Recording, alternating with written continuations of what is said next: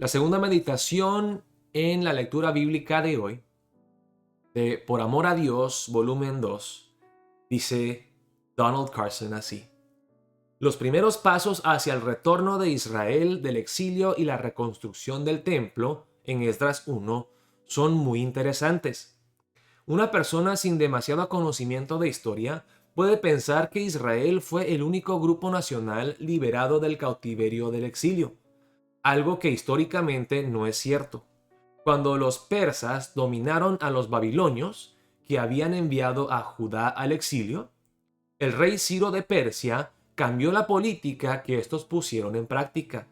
Los babilonios y antes los asirios se llevaban a la aristocracia y a los dirigentes de los territorios subyugados. En el mundo antiguo, la rebelión se apoyaba en tres elementos: pueblo, tierra y religión. Si se eliminaba uno de los tres, las probabilidades de que se produjesen revueltas disminuían.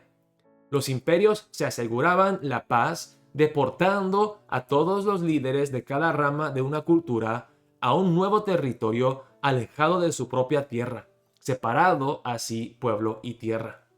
Es obvio que también se producían enormes desplazamientos, lo que debió causar muchos efectos negativos, sobre todo económicos. Cualesquiera que fuesen las razones, Ciro no solo acabó con esta política, sino que permitió que los exiliados, incluidos los judíos, volviesen a su patria. No obstante, Esdras no se equivoca cuando comprende que estos hechos son obra de Dios. En el primer año del reinado de Ciro, rey de Persia, el Señor dispuso el corazón del rey. En otra ocasión, Dios hizo que se llevase a cabo un censo de todo el mundo romano a fin de llevar a una mujer encinta a Belén, una vez más, para que se cumpliese una antigua escritura. Lucas capítulo 2.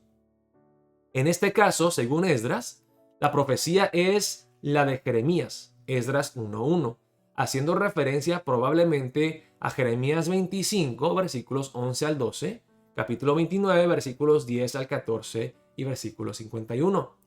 Sería un error leer Esdras 1:1 con la idea de que Dios se viese obligado de alguna forma por la palabra de Jeremías en lugar de lo contrario. El sentido es que la profecía de este no es sino la palabra del Señor. Dios solo está atado a su propia palabra. Cuando Daniel entendió que el tiempo de exilio estaba llegando a su fin, se dispuso a buscar el rostro de Dios por su pueblo. Daniel capítulo 9. Exactamente lo que había que hacer. Aquí encontramos las respuestas a la oración de Daniel y a las promesas de Dios. El último punto: como es habitual, cuando el Señor obra de forma decisiva, no quedan cabos sueltos.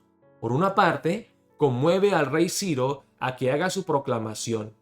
Por otra, infunde el deseo de volver a casa en el corazón de muchos judíos. Después de todo, estamos hablando de una generación que creció totalmente en el valle del Tigris y el Éufrates.